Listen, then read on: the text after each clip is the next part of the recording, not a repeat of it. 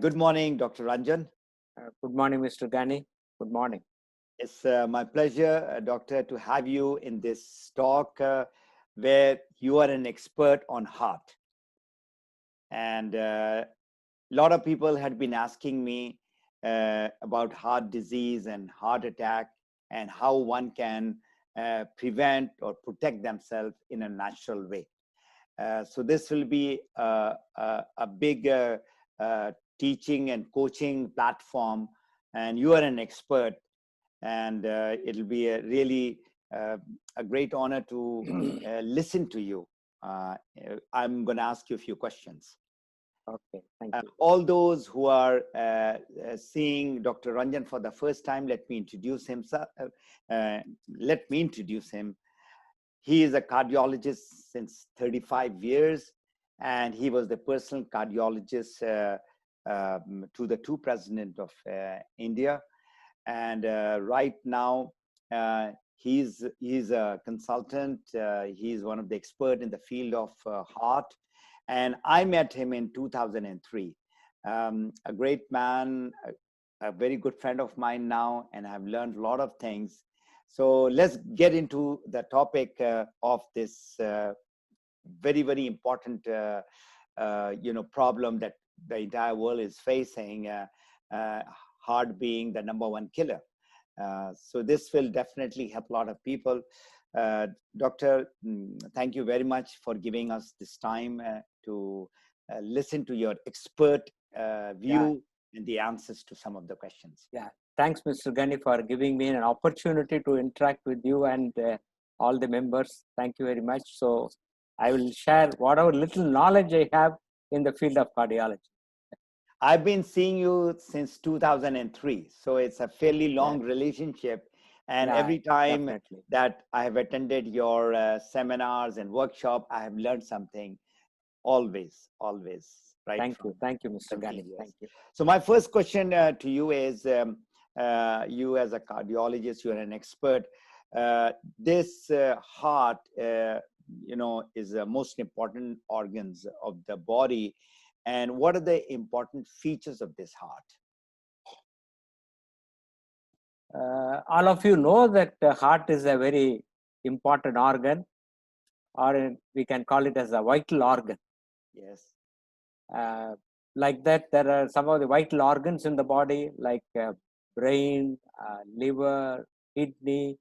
So without which, lungs, without which we cannot survive.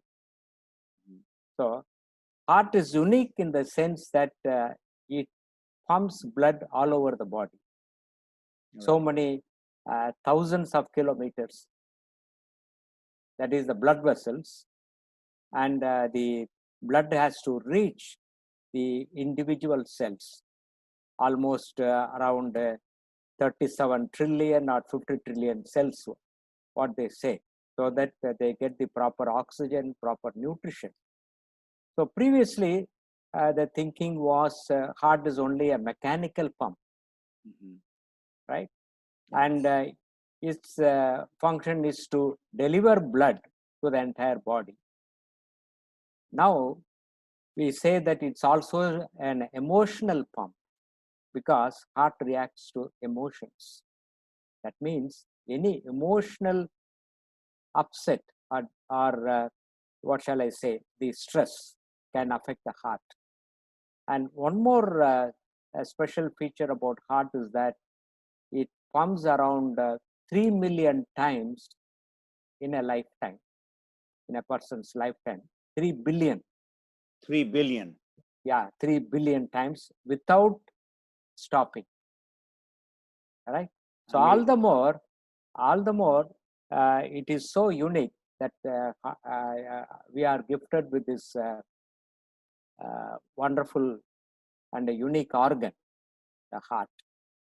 And the heart starts functioning at the 6th week of the gestation, right? All right. And the mother carries the child in her womb. The heart develops, heart starts beating at the age of 6 weeks.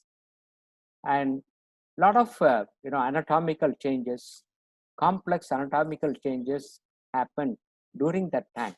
Mhm.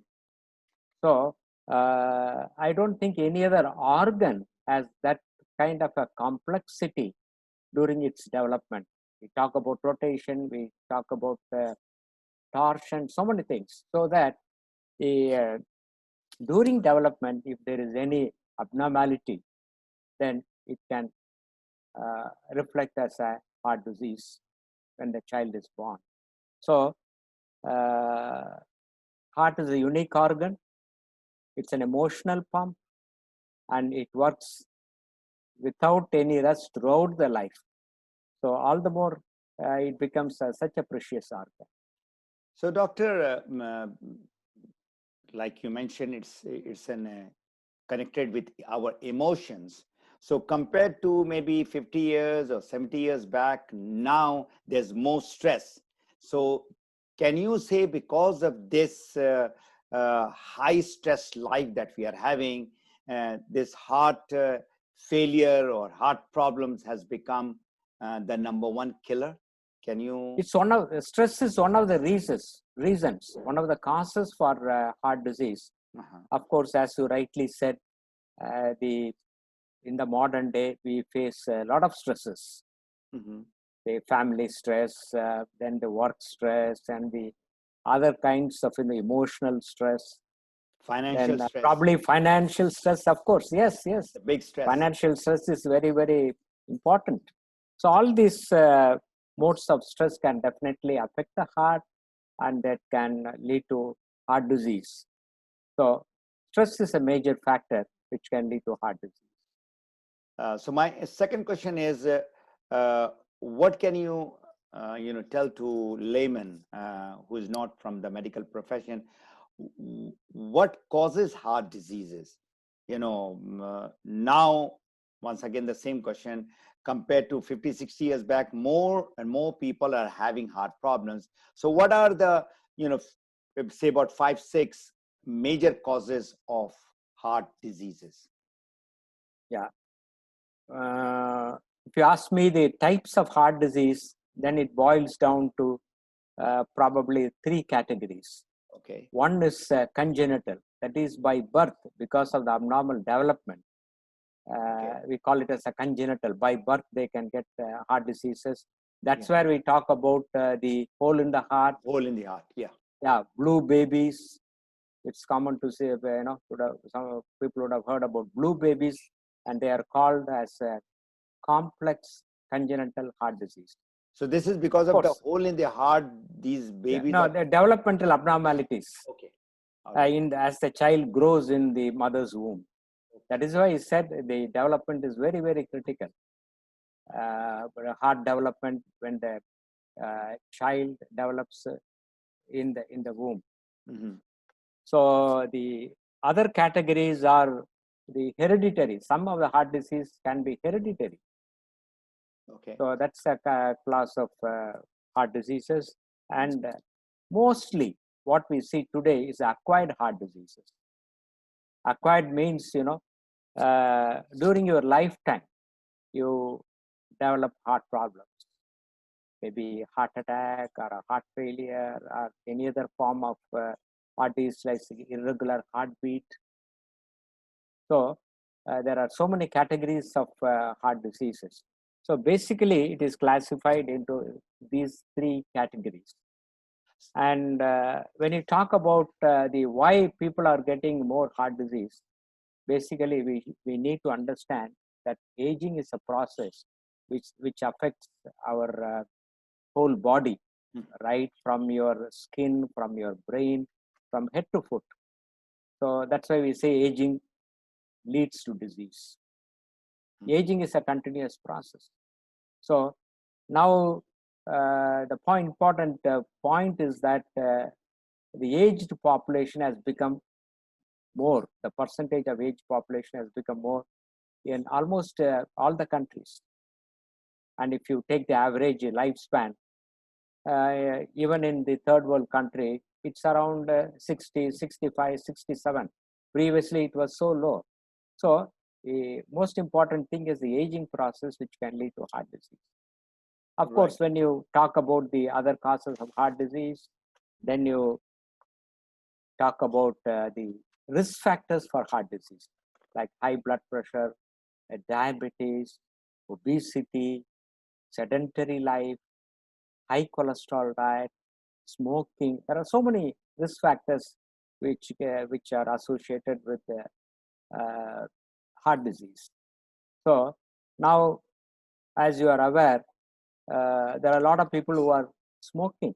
They become hypertensive and diabetic at a young age, and added to the stress, the daily life stresses, that leads to high incidence of heart disease, both in young as well as in the older population. Right. So you mentioned there are three types of heart diseases. One is in the mother's womb with the hole in the heart, hereditary, that the person doesn't have any control on it, right? Yeah, it is coming sure. genetic, and that child has got the hole in the heart, the blue babies that you mentioned about it. This acquired heart disease, we have control on it. Even even the congenital heart disease, if the mother is given proper care in terms of nutrition, right, then I'm sure that many of the heart diseases, congenital heart diseases can be prevented. right. So that is why we focus on giving proper nutrition and care for a pregnant mother. Not only the heart, the other organs in the body. So development abnormalities, basically, they may be due to lack of nutrition. Say for common, thing is to a lot of women, 90% of women, especially in the Asian countries, they have anemia. That means the child will not get proper oxygen and nutrition. So simply correcting the nutritional part and the anemia can prevent these congenital heart disease.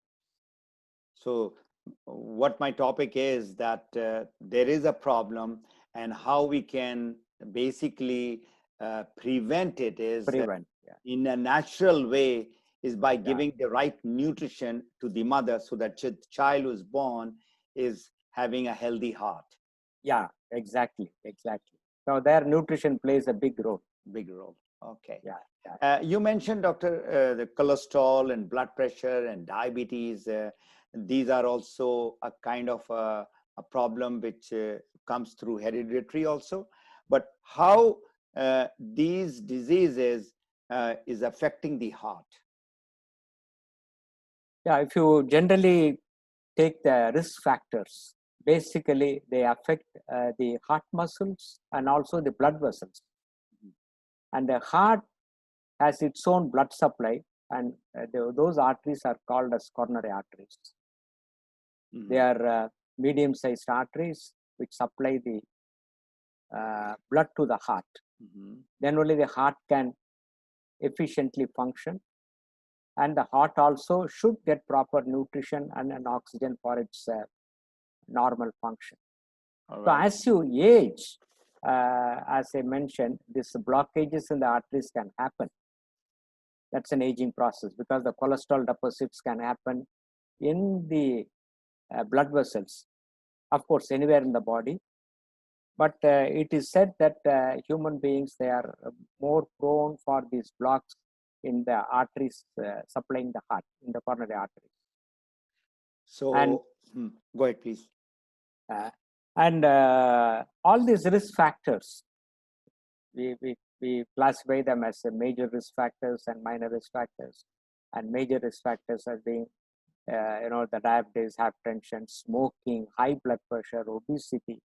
So this is what happening in the younger population, because more and more percentage of people, young people, are getting into these what we call it as a lifestyle diseases or non-communicable diseases.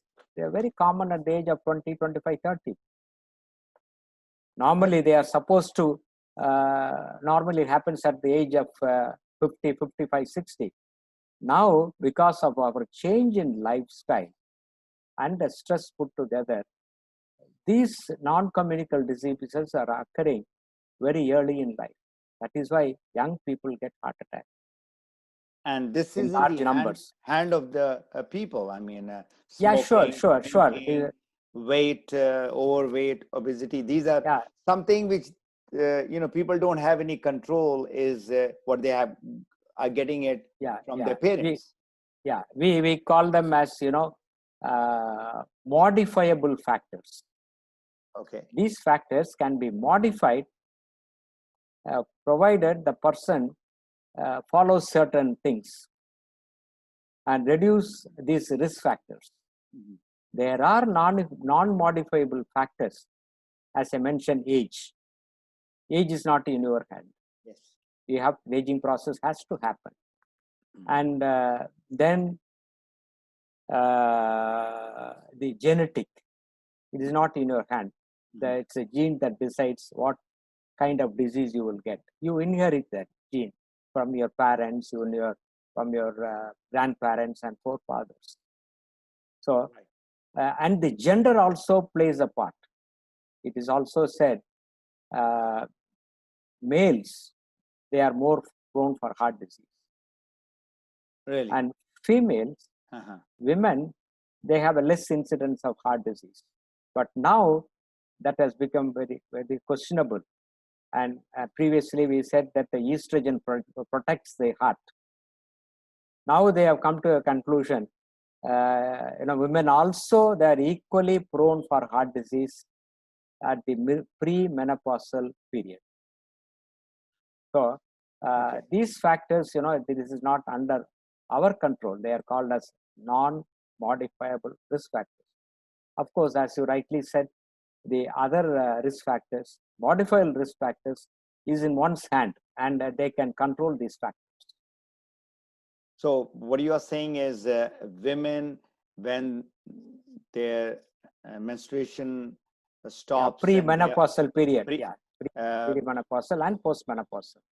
all right, and then they are more prone to heart diseases. Yeah, they're equal. They become equal, like men. They are prone for heart disease. So this is something which women should be also careful as far as their weight is concerned, as far as their smoking is concerned, and all that. I see a lot of women now started smoking. Yeah. Especially, the Western culture is that, a lot of people smoke.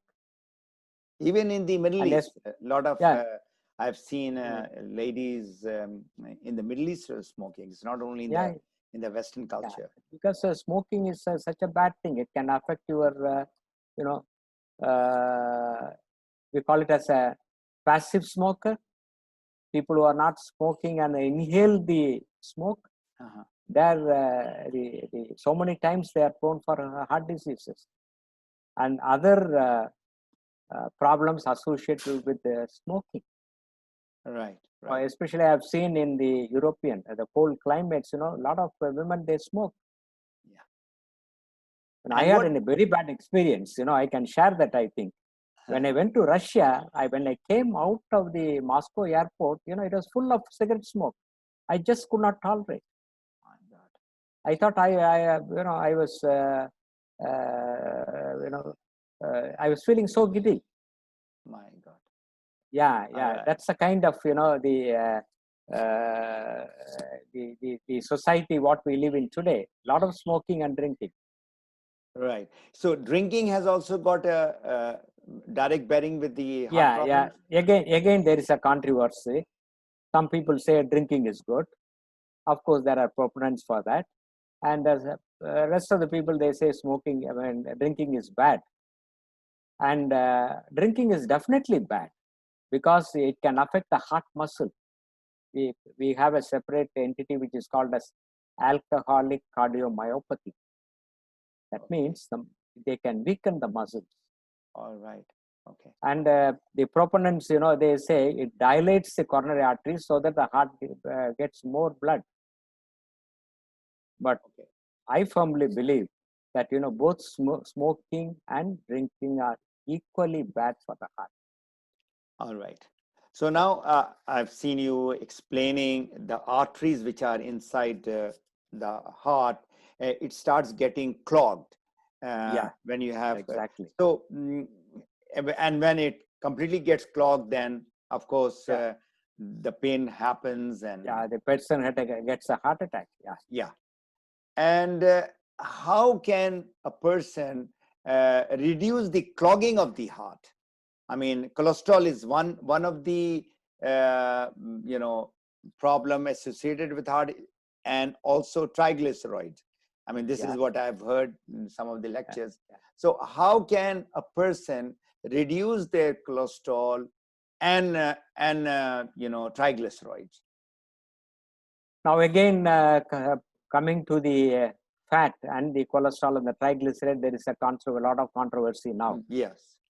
And previously we used to say that any cholesterol which is above level which is above 250 milligrams, it's high. Now gradually they reduce that numbers. It became 220, then 200, then they said, oh, 180 is okay, then 150. Now they say 130. So, and some people by studies, they have proved that cholesterol has nothing to do with the heart attack.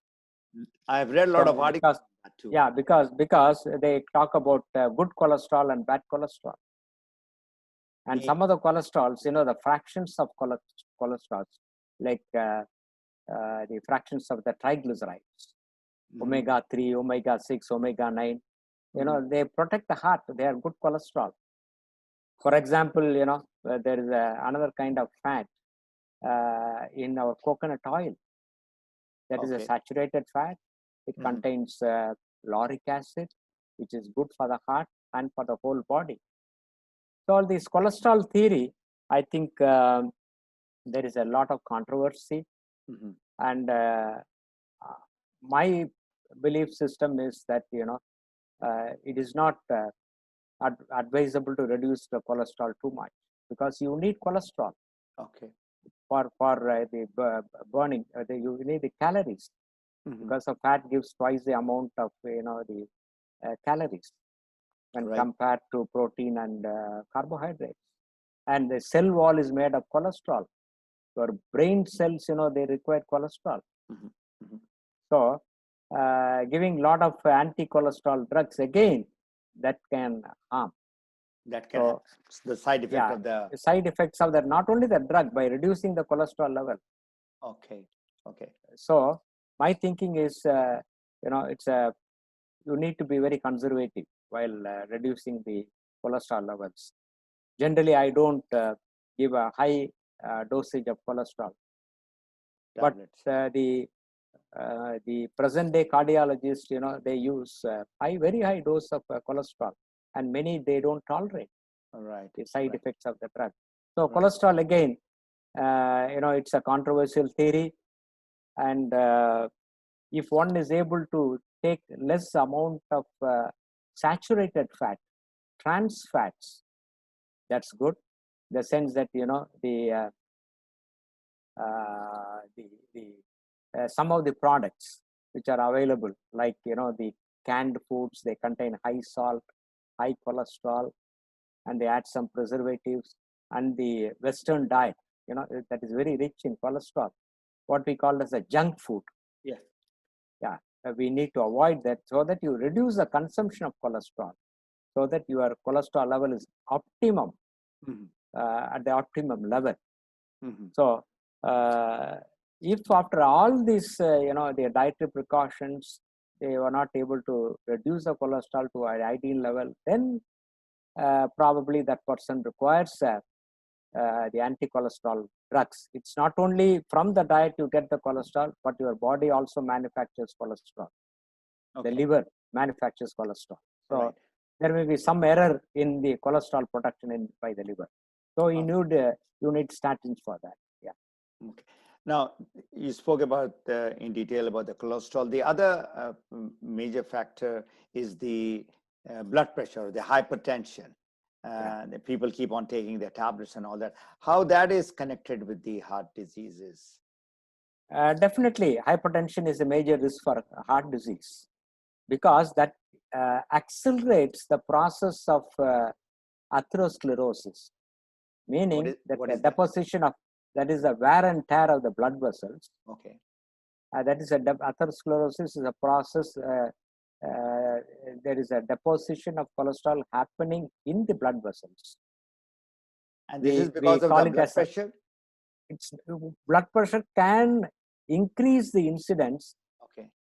and as well as when young people are getting into high blood pressure, these blocks can happen at the young age. Mhm. And hypertension as such also can lead to heart failure, hypertensive heart failure. Okay. So hypertension definitely has a major role to play in the causation of heart disease. All right. So You also mentioned, doctor, something about the oxygenation. Aging, you mentioned, and the oxygen which is going in the heart or in the body. How is yeah. that related with the heart problems? Generally, if there is a good blood flow to every organ in the body and also the heart, your oxygenation is taken care of. Okay. All right. So oxygenation is absolutely necessary for the heart. That is why chronic anemia, where your oxygen carrying capacity of the blood comes down, Mhm. that can lead to many organ dysfunction. That can lead to heart problems also. So Okay. yeah, but oxygen directly may not lead to this reduction of oxygen may not directly lead to the blocks in the arteries supplying the heart. Whereas Okay. high blood pressure definitely it can affect the blood vessels. So, what would you recommend to people when they should be really careful to take care of their heart, and at what age you think that they should be, really concerned? Usually, when they get old or when they get sick, then people usually tend to start taking care of their heart, and that is they start exercising, and they're very careful with the food and all that. Uh, in your opinion, with your experience, what is the starting point of people to take care of their heart? Now, Starting age? uh, if you talk about the prevention, Yes. prevention of heart disease and how to take care of the heart, I think one should take care of the heart right from the childhood, where there is a nutrition plays a great role. Mm-hmm. We talk about the healthy diet, healthy habits. So right from the childhood, we have to teach our children that these healthy habits are extremely important to protect the heart, not only the heart, but the entire health. So the prevention starts in the childhood, not when you are at 40 or 50 or 70, you think about the heart. So I think it will be too late. Too late. So yeah, the prevention part has to be taken care of right from the childhood. The parents should teach their children good healthy habits, give them nutritious food, so that all these diseases will not strike them very early. So it is And very important. The parents, right? Should be yeah, taking yeah, care of the children and yeah, get them the proper nutrition. Proper education also is needed. yeah, When sure, the sure, child sure. grows to a teenage or young adult, at that time they should know that Yeah, heart is a very important organ yeah. in our Apart body. from the healthy heart, healthy body, healthy mind, those things are also important. Yeah. But unfortunately, what is happening here today is, and none of the schools they talk about health. They don't teach about health. That's the problem. Parents also they don't teach about the health. When I remember, when I was a student in the school, in the middle school or the higher class, we used to have moral classes. I don't think Okay. any of the schools, they teach about the morality now. They That's talk about the balanced diet and all those things. They are all very important. and So I think that's the uh, partly mistake lies in our hands, in the parents as well as the teachers. yeah. What would you say about this technology that we have been now forced to use, whether it's our mobile, whether it is a laptop, an iPad? There's so much of things happening. You know, we are bombarded with all kinds of signals from outside, electromagnetic waves. How all this is affecting heart? Improvement in the technology is inevitable. Mhm. Because we have gone through, you and me, we have gone through an era almost for 30, 40 years where there is so much of, tremendous improvement in the technology. Now, actually, as you rightly said, your smartphone, the whole world is in our hands. And the computing power of the handphone is so many thousand times than the computer which was initially sent to the moon in Apollo mission. So that's a technology, so there will be a lot of side effects also in terms of radiation. So any technology is welcome, that is good, but at the same time, we should be very cautious in using it. So we must judiciously use, because we talk about the radiation, the electromagnetic radiation, then your high frequency radiation. These all can affect the body. Mm-hmm. And when you speak through your smartphone, you get a lot of radiation to your brain and the other organs, in the sensitive organs in the head, especially the eyes, ears. So they can lead to a lot of changes and also cause problems. That is why it is very important that we should not overuse this technology, because radiation hazard exists. Let it be, the X-rays or any kind of radiation that has got a effect on the whole body, especially the heart, because heart's electrical system also has to be perfect. It has to maintain its rhythm. That is why we say that don't keep your mobile phone in your pocket, in your shirt pocket, next to the heart. Next to the heart. So that's a general, saying. So definitely these technologies cannot be avoided, and definitely the technology is going to advance, but it is wise that, we restrict the use of these technologies so that we can protect ourselves. And nowadays I'm seeing even small children, age 2, 3 years, they are glued to the iPad or even playing games.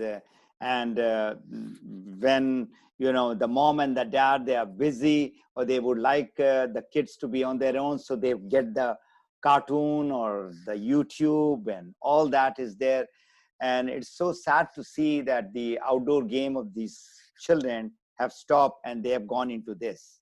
Yeah, that's not a good sign, because when they are growing, their sensitive organs are, they can be affected. As I said, the ear, the brain develop, because the brain development happens during the first 3-5 years of life. Right. And when that gets the bombardment, the radiation, that can lead to so many brain disorders, and especially epilepsy fits that can damage your ears, your eyes, your vision. So best thing is to avoid such gadgets when they are children, and the parents, they have to enforce discipline. But First they have to be, that, first the parents have to be disciplined. They have to be and disciplined, then they because can implement. That's going to be a difficult affair, because now the teaching is also online. You are glued to your your laptop or computer with your headphones. I don't think that's a welcome sign. Because now during the COVID period, a lot of people, young children, almost all, even in India, they have started, and everything is online. That is not good, and continuously they get the bombardment from the screen, the radiation bombardment. All right. So it can affect the sensitive organ.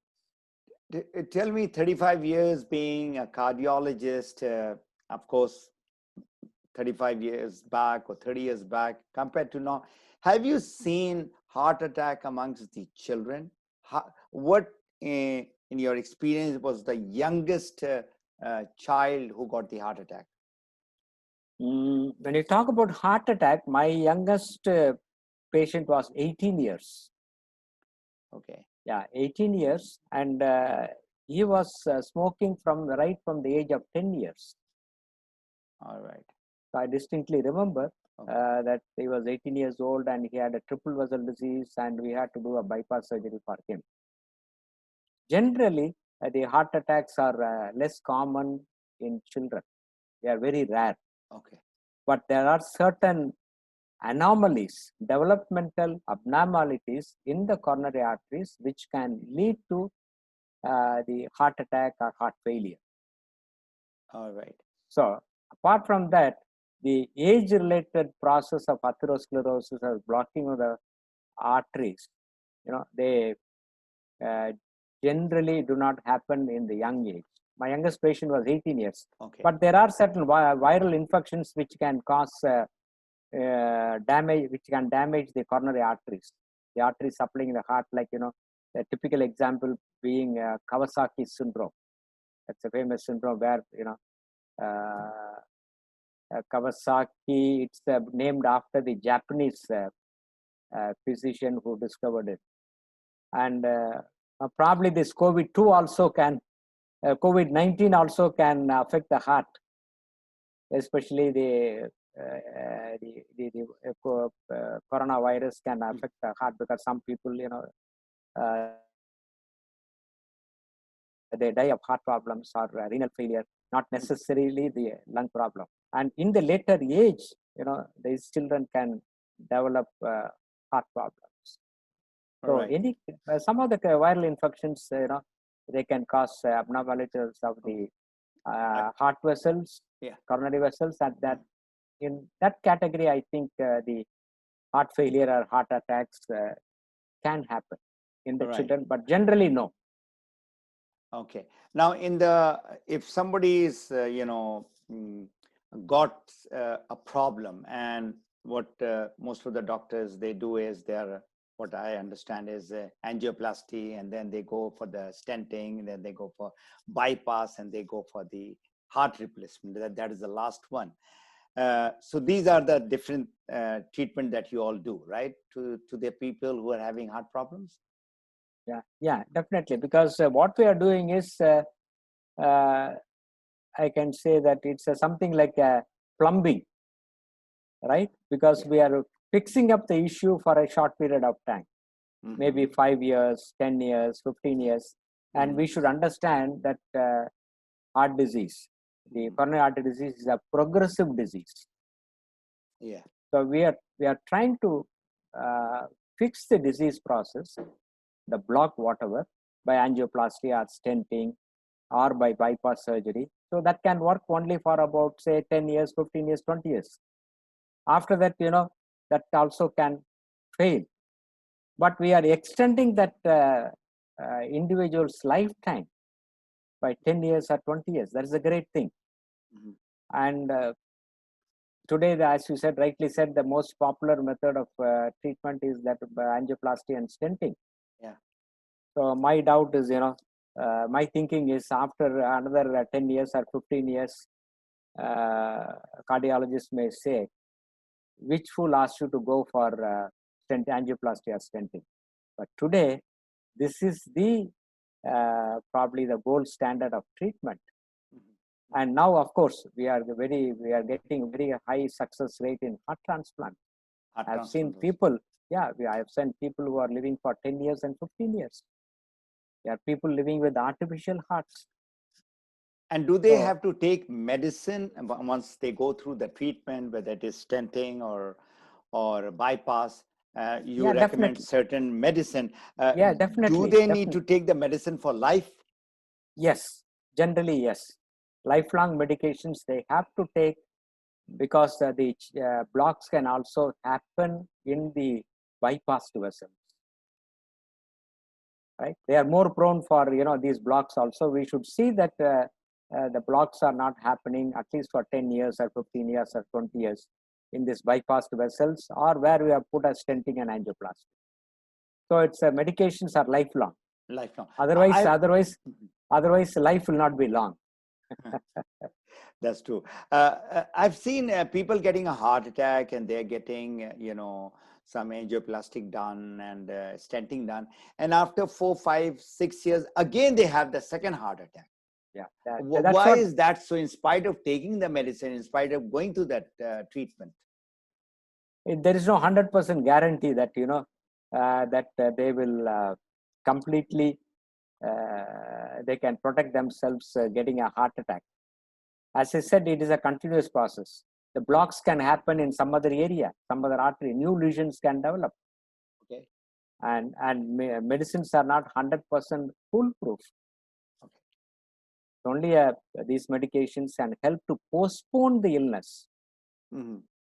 So I've seen people getting a third heart attack and still they are doing very well. Okay. Major heart attack, of course, yes, is a life-threatening. But they do get the minor heart attacks, which they can survive, and they can easily survive up to the old age, 80 years, 90 years, because every organ has got a compensatory mechanism. Mm-hmm. They can cope up with the loss of function. So right. Heart also has a tremendous reserve function, and in the long run, it will be able to cope up with whatever the insult it has received. All right. All right. Yeah. Doctor, for diabetes, there is a check, blood sugar, and for cholesterol, they take the blood and they check it and all that. For heart, is there any kind of a check that a person should do after the age of 50 or 60? Yeah, now generally advice is, after the age of 40. Okay. That's a general category, is that, after the age of 40, one need to have a heart checkup in terms of, the certain blood tests for cholesterol, diabetes, because both of them major risk factors. Mm-hmm. And the treadmill test. Okay. Yeah, that's once in 2 years or once in a year, if it's, undergoing a job of high stress. Mm-hmm. Then we have to advise them to go for treadmill. And if there is a positive family history, mm-hmm. if one is hypertensive, mm-hmm. high blood pressure, diabetes, this screening should be every year. Okay. It's only, a screening procedure. It does not, even if all the tests are normal, it does not guarantee that he will not get heart attack. So that's the beauty of the disease. It can strike you unaware. I have seen so many patients. Now, if somebody gets a heart attack, they say that, the person has to be treated as soon as possible. The ambulance should come, or there should be something which the close family members should do. Otherwise, the person is going to die. Yeah. As you rightly tell me. So what you would like to tell to the audience, that if somebody is getting a pain, severe pain, what are the first signs of that heart attack? Usually, the symptoms of heart attack is that patient feels the intense pain in the chest. Okay. Most of the people, mm-hmm. with a lot of perspiration, and they can have associated symptoms like giddiness or weakness. So it's the pain that really important in identifying the heart attack. In the front of the chest. Sometimes, right in the front, in your between chest bone. The two ribs. Yeah, in between the two ribs, your chest bone. Chest bone. Okay. Yeah, generally. Otherwise, we call it as atypical symptoms, like the pain can be in the throat. Okay. What we call it as a referred pain, or the pain can be referred to your left hand or at the back. But the typical symptom is a compressive, excruciating pain unbearable pain happening in the front of the chest. And what That about the means- pain which is happening in the left side of the hand? Yeah, that also can indicate, but people, many people, they tend to take it lightly. They say, oh, my shoulder joint is not okay, it's a muscle pain or something like that. So they might ignore. So the typical, the anginal pain, the heart pain is in the front of the chest, and it starts sweating. Yes, he may develop giddiness, he may develop breathing difficulty, and it's absolutely important he goes to the nearest hospital. Okay. It's very important because heart attack, you can't treat them at home. The first thing, the life has to be saved. But it's unfortunate, 25% of the people with heart attack, they die immediately. That is, even before they go to the hospital. Okay.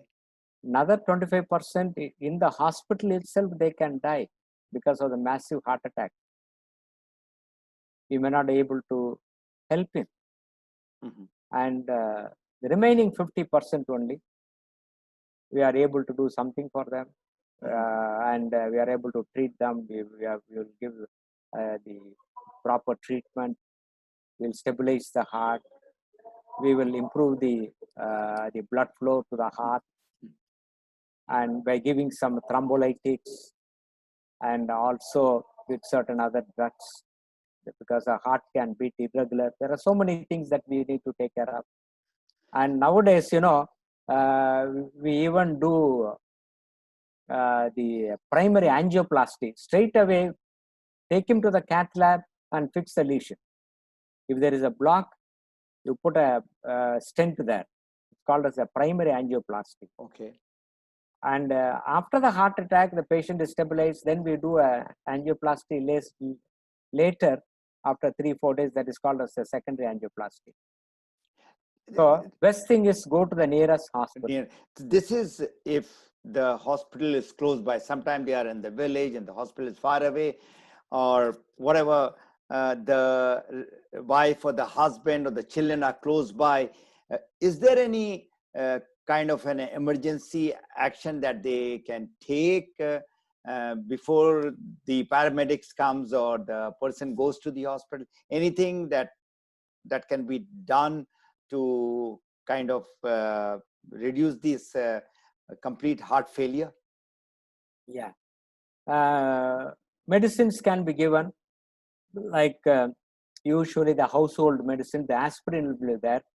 Okay. So we just say that, you take aspirin, put it under the tongue so that it dissolves immediately, so that whatever block it can dissolve, it will block.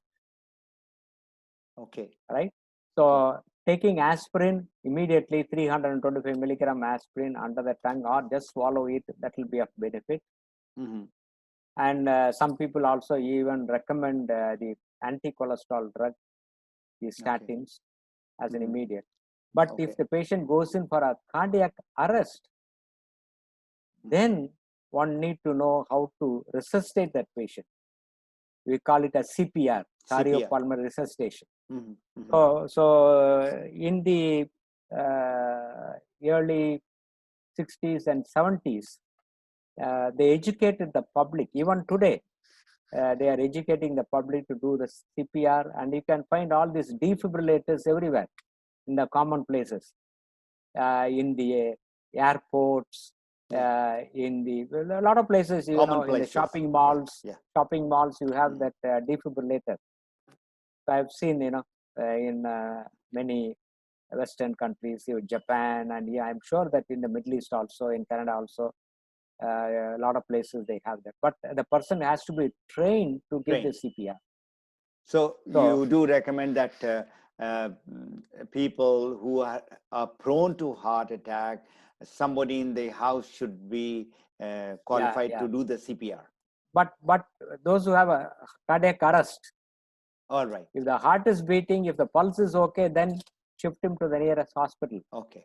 But only if there is a complete cessation of the heartbeat, that you have to. When you say the CPR is given, the person gets unconscious? No, you have to make sure. Yeah, generally, yes, that is one of the indication. That means his heart has stopped, or it is fibrillating. What That is is, it is fibrillating? fibrillation means it beats very fast in irregular manner. Okay. Ventricular tachycardia, ventricular fibrillation. That you have to give a shock, and you have to abolish that fibrillation, because otherwise the death will happen in 2 to 3 minutes. So that's the idea of having a defibrillator in the common places. So CPR, the general public can be trained, and nowadays a lot of the staffs working in that area. Probably if there is a mall, there are at least 10 guys who will be trained in doing a CPR, or if it's an airport, not necessarily a doctor, so that they can do the first aid Even the medication and security people have resuscitation. been trained to Yeah, do this thing. security Yeah. people can be They, trained, and they have been trained. that's only a voluntary process. So nowadays there is more awareness, and more people are doing it. And CPR you have to do only if when the patient becomes unconscious, as you rightly said, or when the heart is stopped by feeling the pulse. I've When seen there is some no video, pulse, doctor. It's very interesting that if somebody is driving a car and he gets a pain and all that, and they said you have to, cough very heavily, take deep breath and all that, that can kind of delay the heart attack. no, Is that is that something. to Yes, do? that is something. When you feel that your heart is not beating all right, then we ask them to cough, so that the heart gets the stimulation from the sympathetic nerve endings. So that is the idea of having that one thump in the chest. Okay. It's a kind of the mechanical thump can revive the heart. So that normally we do that also. okay. So even breathing, deep breathing, can also can revive the heartbeat, or So regularize the this is heartbeat. true. This is from the medical point of view. Yeah. It's not just some Medical. videos circulating, No. circulating in WhatsApp. So it is basically, coughing hard and deep breathing will help that person. Yeah, definitely. It has got the effect on the heart, that it can make the heart to restart again. Okay. Or overcome the low pulse rate, bradycardia. So that not every patient will respond to that, but at least some percentage of the patients, they'll be benefited by this process. By this, okay. I've also seen some videos and some reports that heart attack usually takes place mostly on Monday, the start of the week, and at night. Why is that so? That's normally we say that it's very common in the early hours of the morning. Say around 4 early a.m. hours of the morning. Okay. Yeah, 4 a.m., 5 a.m., 7 a.m. Because that's a point of time, your whole the system is at a low level, low ebb. Okay. Your blood pressure, your breathing, your everything is low. Your brain function, okay. Everything. And also added to that, you have some hormonal factors also playing. Okay. Right. So it's so common that in the early hours of the morning to get heart attack. Large majority of the patients, they get a early morning heart attack, or when you hurry going into your office, suddenly your blood pressure surges up. Yeah, then that can precipitate a heart attack. And if somebody's sleeping and he gets up and does something in a fast manner, goes to the bathroom quickly, that also creates some sort of a disturbance and can create a problem? That can cause low blood pressure, but it may not lead to heart attack. That's why in the old age we say that after the age of 60 or 70, when you get up, you sit in the bed for 15 seconds or half a minute, and then stand up and then move. All right. Yeah, and there is one entity called as a micturition syncope. That's as you're passing urine, you can feel giddy. and you can become unconscious. You can hit on the wash basin or in the tap, and head injury can really kill that person. While urinating, what happens? You said is he feels giddy. The blood pressure comes down. Okay. Yeah, because the compensatory mechanism will not work immediately, especially in the old age. Mm-hmm. So to keep up the postural, positional changes, which alters the blood pressure. Okay. Okay. So that can happen, but there are situations also. Some of the patients they die during the sleep. Yes, They get a heart heard attack. and I've seen one of my. They may not know that they got a heart attack, but they will be found dead next day morning. Mhm. For them, it's probably the massive heart attack that has happened, Mhm. or we call it as electrical death. Electrical death meaning as I mentioned earlier, the ventricular fibrillation, tachycardia and ventricular fibrillation, that can kill a patient within a minute or 3 minutes. My God. Before they could realize, Mhm. they'll be dead and gone. And with no family history and no problem, and this person gets just That's why it makes the heart attack very unique, very unique. Unpredictable. Yeah.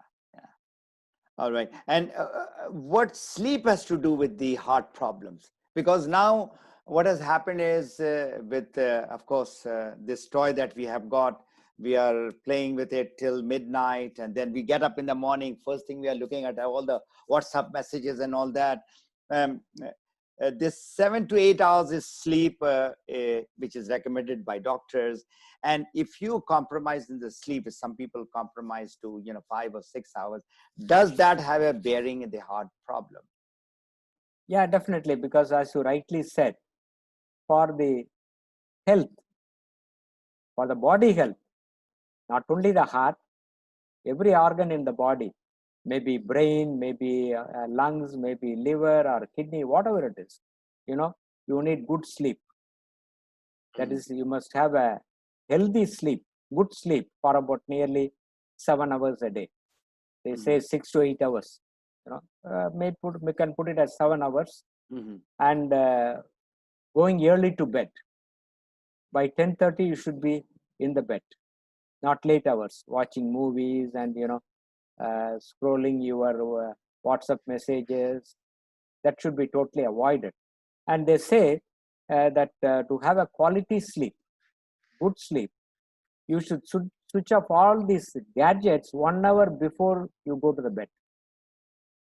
Because there is a biochemical substance which is produced in the brain to induce sleep, that is melatonin. So that will be secreted only when the surrounding is dark.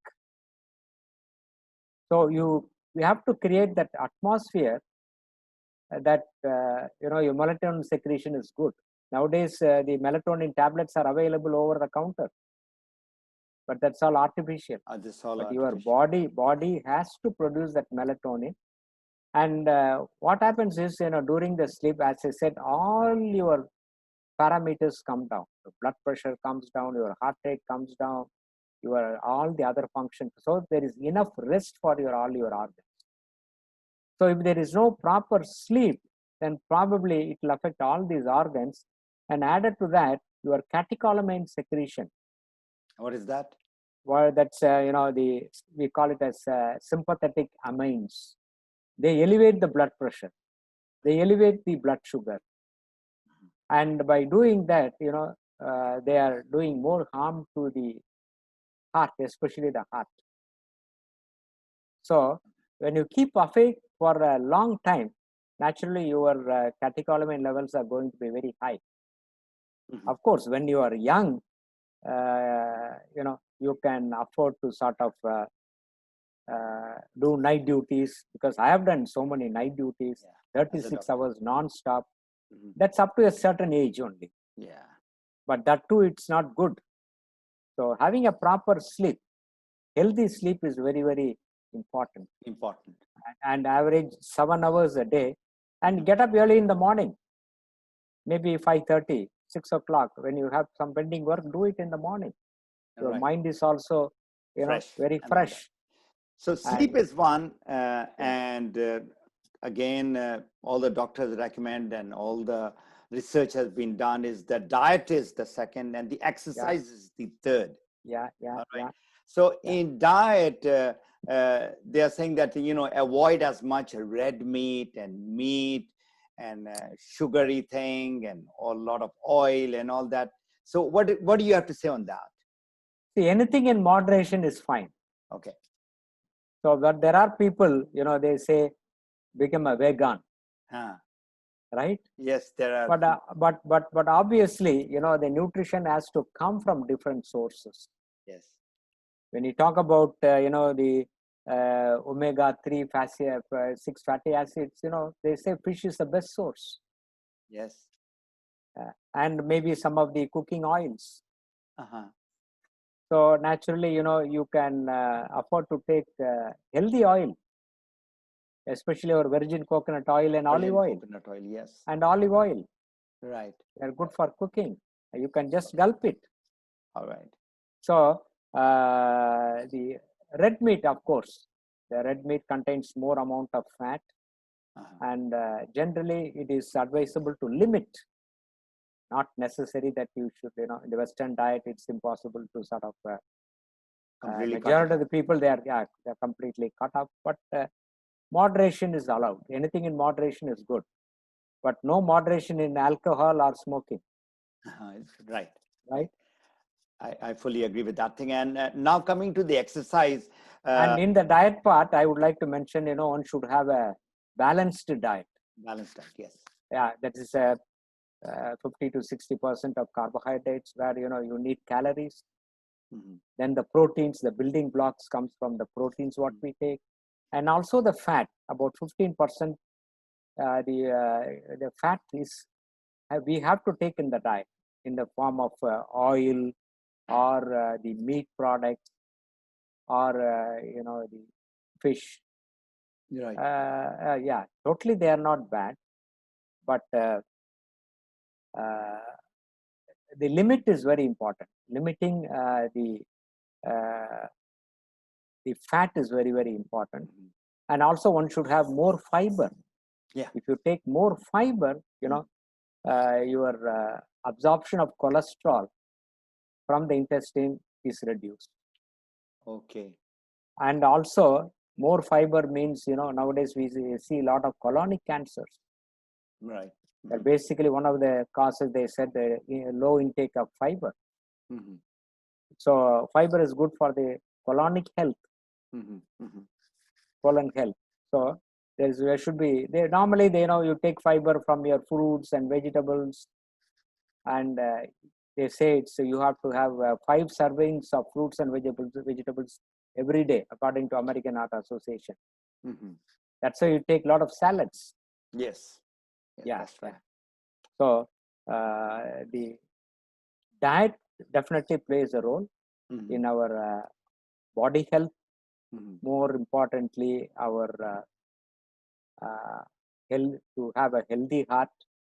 And right from the childhood, as I said, you need to develop good eating habits, healthy eating habits, and avoid junk foods. Yes, I mean, and that is not so rampant. Real quick fixes, just go and get some trash food or junk food or snack food and all that. Yeah, So once in now a way it is coming- okay, fine, but not daily. You should not indulge daily. in taking the Exercise. What you recommend?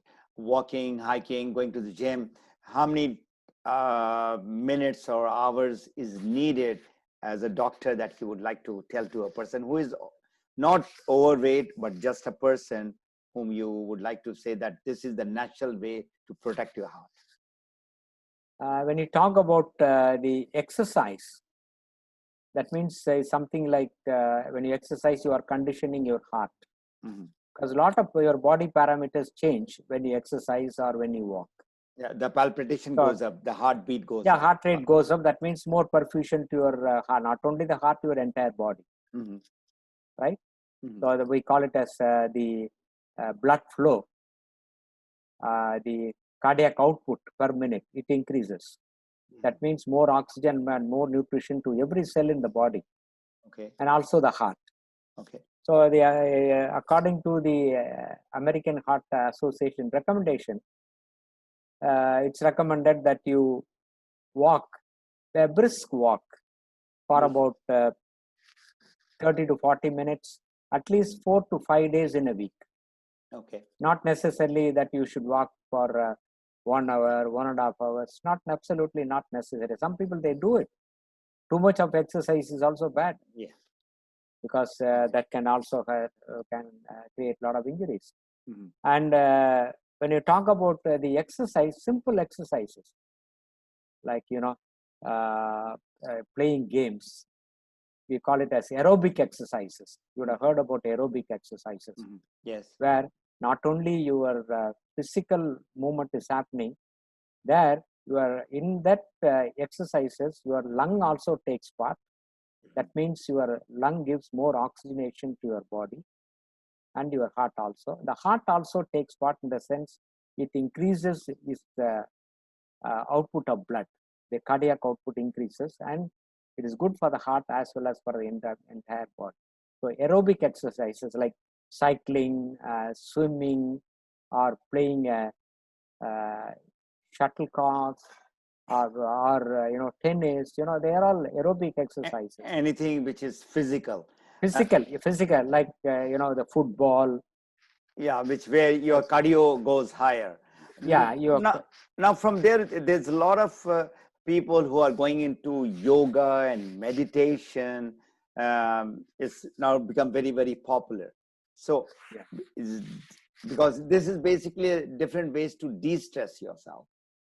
So, yeah, exactly. You have seen in your long years as a cardiologist that these things also kinds of is a natural cure or protection from all kinds of heart problems. Yeah, definitely, because yoga and meditation, they have certainly a role to play. The basic idea of yoga is what I understand is the controlling the body through your mind. Your mind, yeah. Right. So when you do the meditation or yoga, you can alter or probably you can de-stress many of the organs in your body. Mm-hmm. Because when you do the yoga exercise, basically the same thing. You give more oxygen to your all the cells in the body. Mm-hmm. There are so many yogas which can activate certain organs in the body. Say, for example, people having diabetes, there are some yoga exercises which can activate your pancreas, so that you are able to control your diabetic status. And for same thing applies to heart also, your blood pressure, your stress level, so many things. So yoga is good. It's practicing yoga is good, and more importantly, you are able to adjust your body mechanisms, your hormonal functions. Mm-hmm. Mm-hmm. So that is why in ancient days, the meditation, whatever way of meditation, every religion has got its own meditation. Yeah, even the prayers that you are prayers, involved yes, in, definitely. you just connect yourself with God. Yeah, exactly. So that your level of stress comes down. Mm-hmm. And you are able to readjust your whatever something wrong has gone in your body. Mm-hmm. And you de-stress yourself, because the stress is a major killer. Yeah. Right in the beginning of our discussion, you mentioned that heart is not just the physical problem, but emotional thing is also, which is affecting our heart. So this answers to that part of your explanation. And now coming to the And last question. coming to the emotion, Mr. Gunny, one thing I want to share is that, anger. Anger is the worst, the thing that one can have. So anger affects the heart very badly. Your blood pressure rises, your heart rate rises. So the uh, what shall I say? The highest level of stress Is in anger. which the anger induces in the heart. So there is a saying in Tamil, control anger. Uh-huh. So anger is very bad. Yeah, that's and Yeah. in Islam it is saying anger is the work of the Satan or Shaitan. Yeah, Satan. That's Yeah. what they try to do to a person. Yeah, your bad elements comes out. Yes. Yeah. Now coming to the very important part, the natural cure, you mentioned quite a lot in between. You are not only medical doctor, what I'm seeing from last 17, 18 years, that you believe in natural cure. Now, do you recommend any kind of natural products or supplements or superfood which can protect our heart? Definitely, because as we earlier discussed, the diet and nutrition plays a major role Mm-hmm. in a healthy heart. Right. So when you talk about diet, we talk about the balanced diet, nutritious diet, and also there are certain foods which can protect your heart. Mm-hmm. In the sense, they increase the nutrition, they protect the heart, they Mm-hmm. have certain components which can actually protect the heart. When you say certain food, can you just specify what are the as you rightly said, those foods are called as superfoods. Okay. Not only for the heart, for the entire body. Mm-hmm.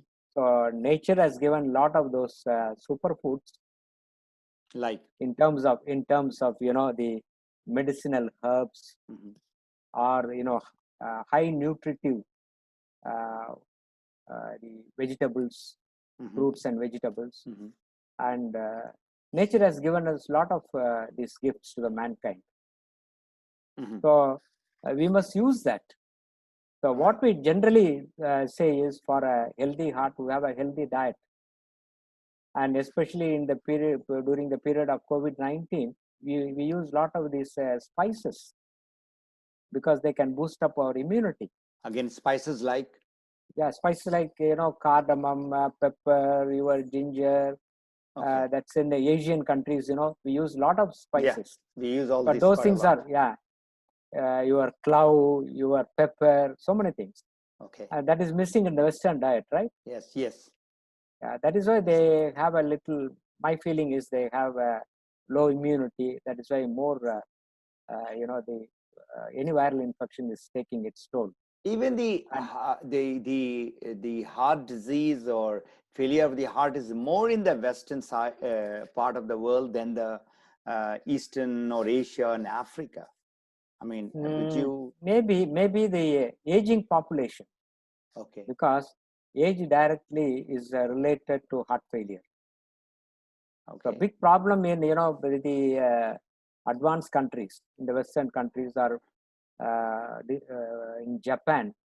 As the older population grows, the patients with heart failure also grows.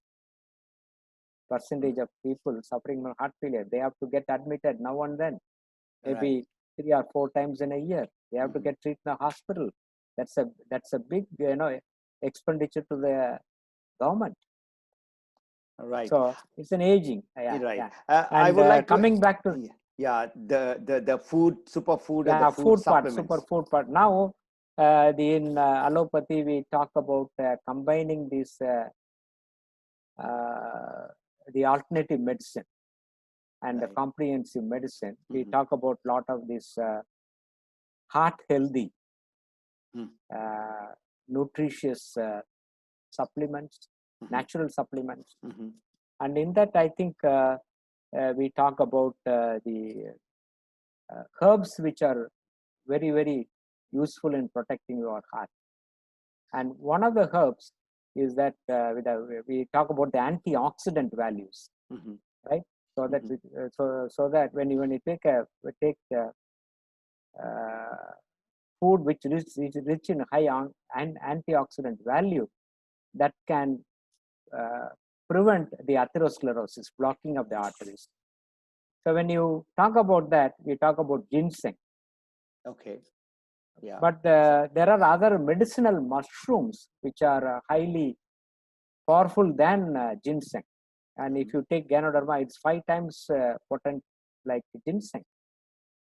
This That is is a why in our Ganoderma mushroom you're talking about. Ganoderma mushroom, the red mushroom, Mhm. Ganoderma lucidum. Mhm. So that's mentioned in our textbook of cardiology. There is a separate chapter in our textbook of cardiology discussing about the role of complementary and alternative medicine. It's called as the integrated medicine, Right. integrating the allopathy and the alternative medicine. Integrated, how it can help. They talk about yoga, meditation, acupuncture, acupressure, all these medicinal herbs. So in that, I find two of the most important the products what nature has given. One is that Ganoderma, other is that Spirulina, because Spirulina, as you know, it is rich in nutrients, and also it can increase the hemoglobin levels. As I mentioned earlier, anemia is a major problem all over the world, especially the third world countries. Mhm. So chronic anemia can lead to a lot of health problems, especially heart diseases. Mhm. So if you correct the anemia, then every organ in the body gets good oxygen. And you good mentioned right nutrition. in the beginning, the child who's in mother's womb Yeah. is not getting the right nutrition, will have a weak or a problem with the heart. Yeah. In my opinion, every mother should take a Spirulina. Okay. Yeah. Even from the first trimester of pregnancy. Okay. But generally in allopathy, we say during the first trimester of pregnancy, don't give anything, apart from the routine food. Mhm. Because that is the critical developmental stage. Right. Don't even take painkillers. Right. But as far as Spirulina is concerned, it's absolutely safe. As far as Ganoderma is concerned, it's absolutely safe. A pregnant mother can definitely take these two products. Right, sir. Thank you very much, Dr. Ranjan, for this very valuable discussion that you have done. And this will definitely open the minds of a lot of people, what they should do, what they should not do. And this will help not just a few people. This interview that you have done with me, it'll help, I think, thousands and thousands of people. We are very indebted to you for taking time out and making people aware about what the people should do right from the young age. And you are doing great job, doctor. You're traveling around the world talking about a good heart and how people can be healthy. And I wish you good health and keep on doing whatever you are doing from such a long time. Thank you, Mr. Gani. So with a closing remark, Right. because September 29th is a World Heart Day. Okay, so this very month. Every year, September 29th is a World Heart Day. Of course, the World Heart Association, they have said any day during the September you can celebrate World Heart Day. Okay. So how do you intend to celebrate this 2020 Heart Day? Normally, from our Cardiological Society of India, we run programs, educative programs. We do some marathon, walk or something, screening camps. So we conduct all those things. Anything connected to the heart health. So it's up to the individual person or the certain organization. The hospitals also, they do a lot of these programs. Okay. So since September being a World Heart month, the exact date is 29. All right. I'll remember So that. yeah, And, 29, and it's absolutely important. One should take care of the heart health. Right. And my message is, closing message is, take care of your heart. Heart is very precious. Thank you so much. Don't be angry at any point of time. Yes. And that is very important, because anger is, a thing which can kill a person. And have a proper healthy diet, healthy habits, and as a senior citizen, I would say, share your knowledge wherever Yes. you are. Yeah. And help people.